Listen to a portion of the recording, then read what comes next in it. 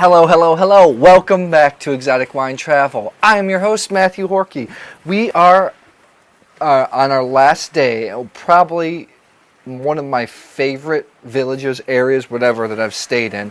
We're in Trstenik on the Pelješac Peninsula, and we're leaving today for the Dubrovnik Wine Expo. But I just want to give you my thoughts on this exciting wine region. First of all, let me show you where Peljesac is, because a lot of people don't even know, including myself. It took me some research, some time before I even figured it out. So, this is Croatia. Can you see this or not? Yeah. Okay, so this is Croatia right here. Zagreb is in this area, or Zagreb's right here. If you had a complete map, you would see that this is Bosnia-Herzegovina, this is Montenegro, this is the Adriatic Sea, this is Slovenia right here, and then Italy would be right on this side. So this is all the sea. And we are actually on the Pelješac Peninsula.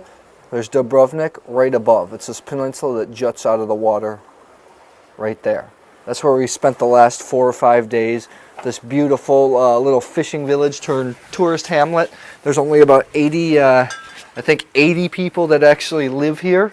Obviously, this is the start of high season. There's starting to be some sailing boats, all that stuff.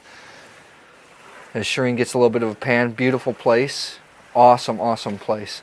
So basically, Pelješac Peninsula is famous for Plavac Mali. What is Plavac Mali? It translates to little blue, and for the longest time they thought it was actually the antecedent that came before Zinfandel. That Zinfandel was an offspring of Plavac Mali.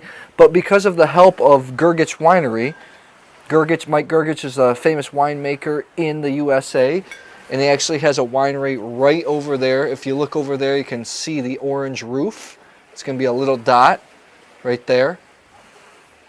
He brought researchers over from University of California, Davis, and they actually found out that Plavac Mali is actually a child, an ancestor of Zinfandel. So that's really interesting.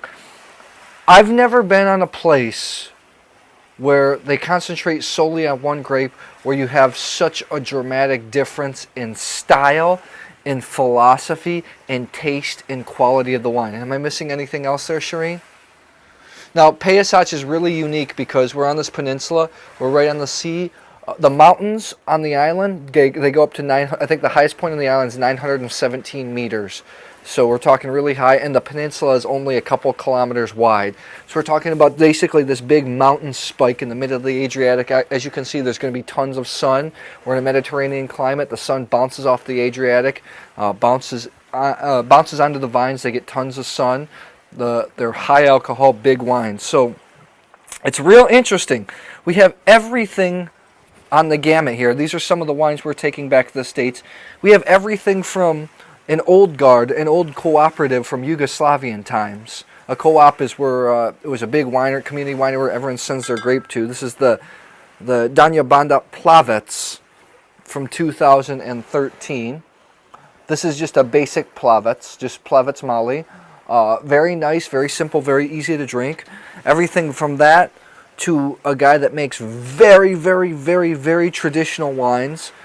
This is the Stagnum 2007 from Milos. Shireen's favorite, great wine. We interviewed him on a show. Really old school. First of all, dry farmed, organic. No, they don't use anything on the grapes. They ferment in oak vats. They age and mature their wines in big, humongous oak barrels, not the barriques, for many, many years. Like this 2007, I think, was aged 5 or 6 years before they even released it. We have some old school but using modern techniques, like a little blend. This is the Milicic Dingač from 2012. He produces about 500,000 bottles here on the island. And he uses old world philosophy, but he does use barrique, more new world style, so the wines were pretty nice. And then we have some modern things coming in, like for instance, we have an American couple that started a winery here, Korta Katarina. This is their Descent X Plavac Mali from 2009. Americans that started here, they use super modern winemaking techniques. They use barriques, they use selected yeasts.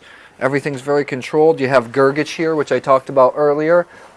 He started the winery here in 1996 because he's from Croatia natively, and he wanted to bring attention back to the area. And then we have another modern, awesome wine called the Matusko Reserva Dingač Barrique from 2009.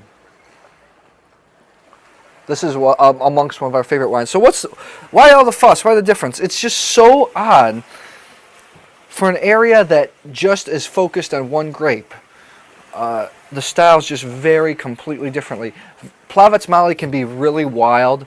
It's got these odd cherry cola nose scent. It tastes of rose, green twig sometimes. It can be extremely bitter. It can go from simple, fruit forward and easy like this. It's not even oaked, to something, like I said, that's old school, real old world style wine that's aged for a long time, softer. It can have barriques like these wines where you get more of the vanilla, more of the caramel flavors into the wine. And also there's a Michel Rolland project here as well called St. Hills Winery. He's consulting, trying to make an international style Plavac Mali. Geez, for a place that's so beautiful, should be a world-class food wine destination because you have the sea, you have fresh seafood, you have beautiful scenery. The drive along the Peljesac is completely magical. It's so weird that it's not only philosophies but ideas, and the wineries are so segregated and so different. Well, you have any thoughts on that, Shireen, as well? No, they make wine that ages very, very well.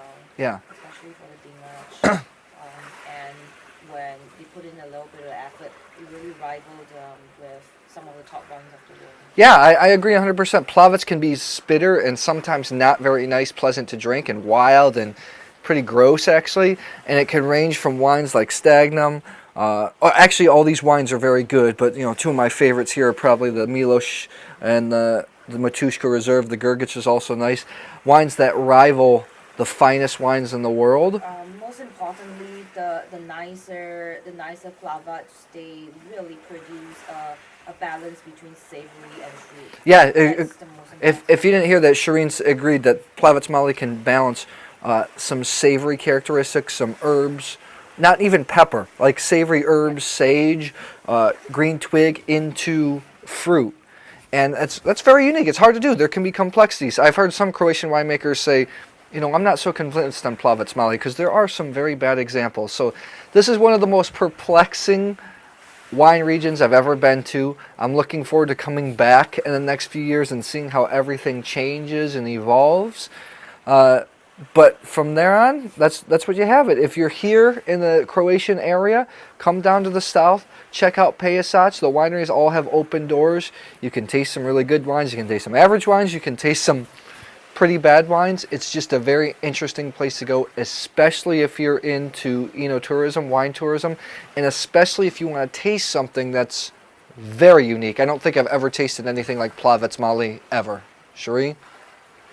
Yeah, okay, so we're heading to the Dubrovnik Wine Expo today. If you like this video, please follow my Vivino account. It's below. I've rated all these wines on the Vivino account. Subscribe to our YouTube channel, Exotic Wine Travel. I will see you at the next episode.